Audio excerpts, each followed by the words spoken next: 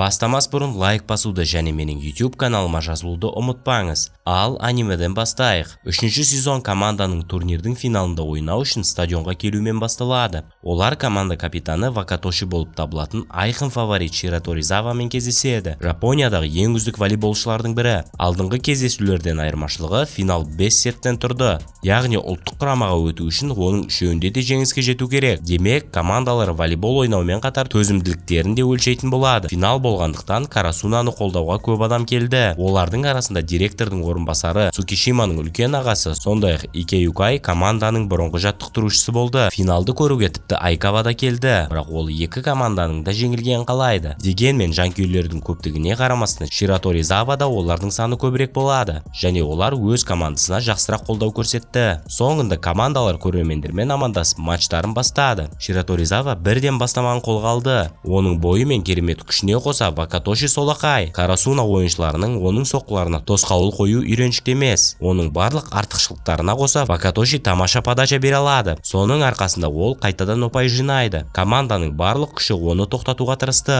Алайда оның мықты болған сонша тіпті Нишиноя оның соққыларына төтеп бере алмады. Бірақ оның айтуынша соққыға үйреніп қалса тоқтайтын шығар. Бірақ әзірге біз Вакатошиді тоқтата алмаймыз. Оның соққылары сұмдық күшті болды. Олар Цукишиманың саусақтарын жұлып тастай жаздады. Соның арқасында бірінші сет табиғи түрде Шираторизаваның қазынасына түседі. Карасунаның командасы екінші сетте анағұрлым көңілді бастады. Бірақ Кагияма Хинатаның жылдам подача беруі кезінде Тенда оларға кедергі жасады. Егер олар Вакатошиді жеңгісі келсе, алдымен оны жеңу керек екенін айтты. Тенда ойынды оқу түйсігі негізінде блоктар жасайтын тамаша блокатор. Сондықтан оны болжамды құбыжық деп атады және бұл Кагияманы қатты ашуландырады. Өйткені ол ауысқаннан кейін біреу оны блоктағанды жек көреді. Тенда бұғаттауда сирек қателеседі және оның жылдамдығы мен жылдам реакциясы бар. Бұл Карасуна ойыншыларының өмірін одан сайын қиындатады. Оны қарапайым әдістермен жеңе алмайды. Бірақ мұндай жағдайда Карасунда бірінші дәрежелі жем болатын Хината деген адам бар. Оның жылдамдығын қолдана отырып, олар әлі де ұпай жинай алады. Дегенмен Вакатоши әлі де үлкен мәселе болып табылады және Нишиноя өзінің шабуылдарын қабылдауды үйренсе де, оған қалай тосқауыл қоюды үйрену керек. Ал мұны эмоцияға берілмейтін, үнемі ойланатын жалғыз Цукишима ғана жасай алады. Әзірге олар тек Вакатошидің соққыларына тосқауыл қоюға жеткілікті. Сондықтан ол Нишиноя тұрған аймаққа соғу керек. Олар бұл қауіппен қалай да күресті. Рас, бұған тым көп Карасуна ойыншылары атсалысып жатыр. Дегенмен бұл мәңгілікке жалғаса алмайды. Шираторизаваның голдарының барлығын дерлік Вакатоши соғады. Яғни ол ерте ме кеш пе шаршайды. Алайда Хинатаның қарамағынан Карасунаның ойыншылары матчты тізгіндей алды. Осыған байланысты Шираторизаваның жаттықтырушысы өзінің алғашқы тайм-аутын алуға мәжбүр болды. Карасунаның бірлескен әрекеттері ұпай жинауды жалғастырады. Сондықтан Шираторизаваның кейбір ойыншылары қобалжи бастайды. Бір кезде олардың бірі Вакатошиге нашар пас береді. Соның арқасында Цукишима оған тосқауыл қойып, екінші сәтте жеңіс ұпайын ала алады. Содан кейін ойыннан ләззат алған Цукишима бірінші рет тосқауыл қойғанына қуанады. Цукишима осы уақыт бойы қарсыластарының қысымы мен күйзелістің салдарынан қателесуін бақылап күткен және бәрін алдын ала ойластырып, ақыры Вакатошиге тосқауыл қоя алғаны белгілі болды.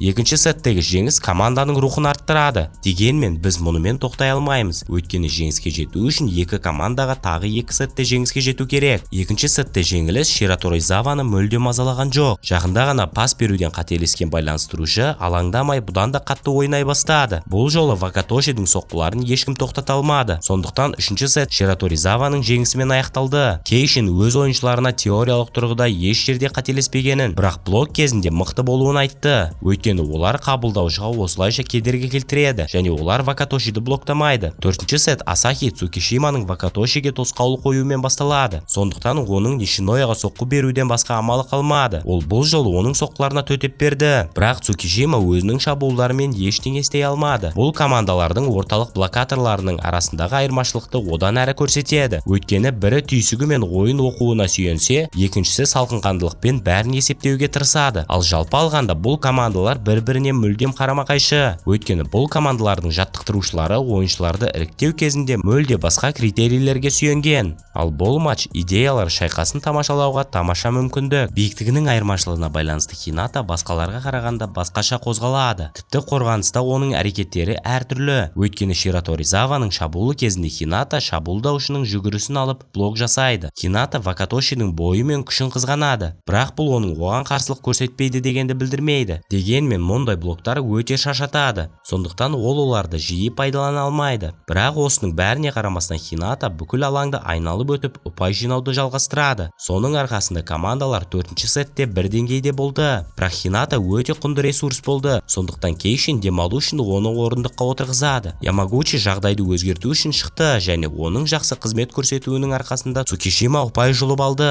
Шираторизаваны тайм-аутқа мәжбүр етті. Үзілістен кейін Шираторизава бастаманы қолға алып, Вакатоши қайтадан гол соға бастады. Және ол ертеме кешпе шаршауы керек. Бірақ бірінші болып Кагияма шаршайды. Бір сәтте Шираторизавалар матч пойнтқа жетті. Демек, Карасунаны турнирден шығарудан бір ғана жол ажыратса, Нишинояның көмегімен және Кагияма мен Цукишиманың тосқауыл қоюымен олар бәрібір есепті теңестіре алды.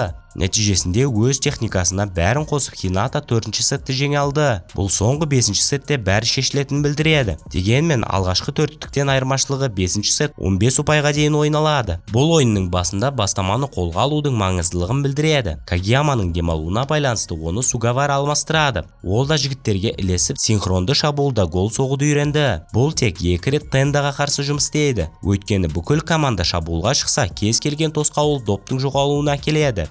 Бүкіл команданың шабуылына байланысты ешкімді қорғай алмайды. Хинатаны жеңіп таптағысы келген Вакатоши де ойынға қосылды. Сондықтан ол одан да күшті ойнай бастайды. Одан бөлек олардың бапкері де Хинатаны жеңгісі келді.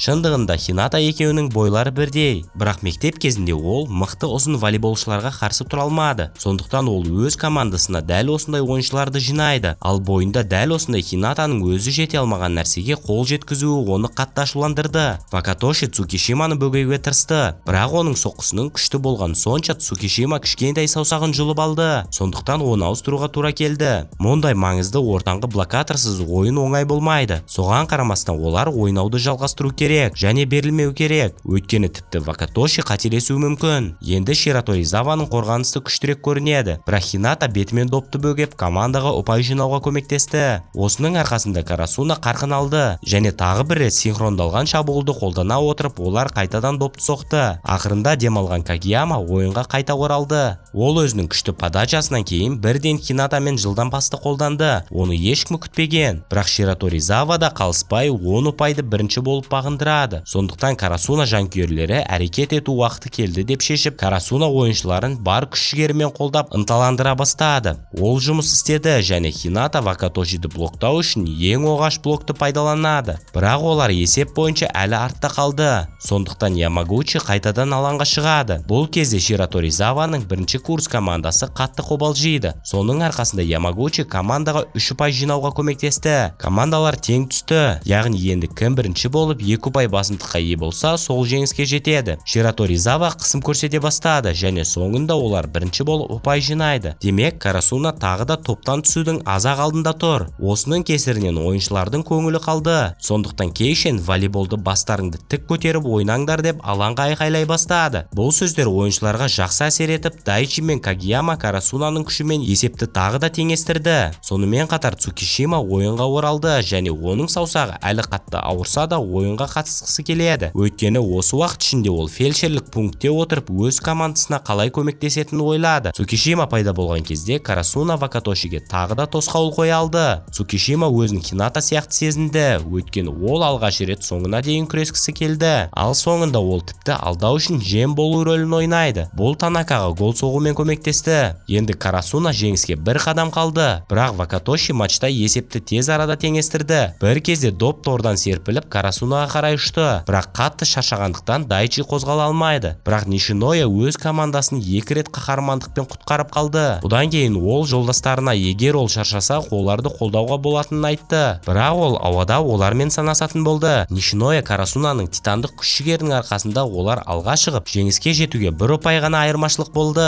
Бұған дейін Вакатоши өзінің жеңісіне күмәнданбаған еді. Бірақ енді бірінші рет жеңіліп қалудан қорықты және әрине бірден қайтаруға тырысады. Бірақ Хината соққыны қайтадан бетімен жауып тастайды және нәтижесінде Кагияманы бөгеп тастағаннан кейін синхронды шабуылдың көмегімен Хината шешуші допты соғып, сол арқылы соңғы сетте жеңіске жетті. Карасуна бұл жолы республикалық жарыстарға барады деген сөз. Осындай көптен күткен жеңісті Карасуна көз жасымен қарсы алды. Тек олар ғана жыламады. Өйткені Шираторизава ойыншылары да көз жасын тие алмады. Шешуші голды Хината соққанымен Кейшин бұл кездесуде ең құндысы Цукишима екенін айтты. Бірақ ол мұны бірден қабылдамады. Өйткені Өйткені 5 сетте де ол Вакатошиге бір рет қана тосқауыл қоя алды. Бірақ Ямагочи оның есін жиды. Тенда үшін бұл ойын соңғы болды. Өйткені мектептен кейін жоғары ойын деңгейіне қарамастан ол волейболды аяқтайды. Сондықтан Тенда олардың ең жақсы достары екенін мақтана алу үшін Вакатошиге ең жақсы ойыншы болуын сұрайды. Іріктеу кезеңінде жеңіске жеткен Карасуна ұлттық құрамаға барады. Онда Некома мен Фукарадани де болды. Бұл олардың оқу-жаттығу жиынында қаншалықты ғажайып ойыншылармен ойнағанын көрсетеді. Мұндай турнирге бұрын-соңды болмаған сұмдық ықыласпен дайындалу керек. Бірақ карасундықтар жаттығуды толықтай бастамайды. Өйткені Кагияма ұлттық жастар оқу лагеріне шақырылды. Енді не болатынын 4-ші маусымда білетін боламыз. Ол туралы бейне бір күні шығады. Бірақ бұл бейнеге лайк басу арқылы видеоның шығуын тездетуге болады. Менің YouTube каналыма жазылуды ұмытпаңыз. Келесі бейнеде кездескенше.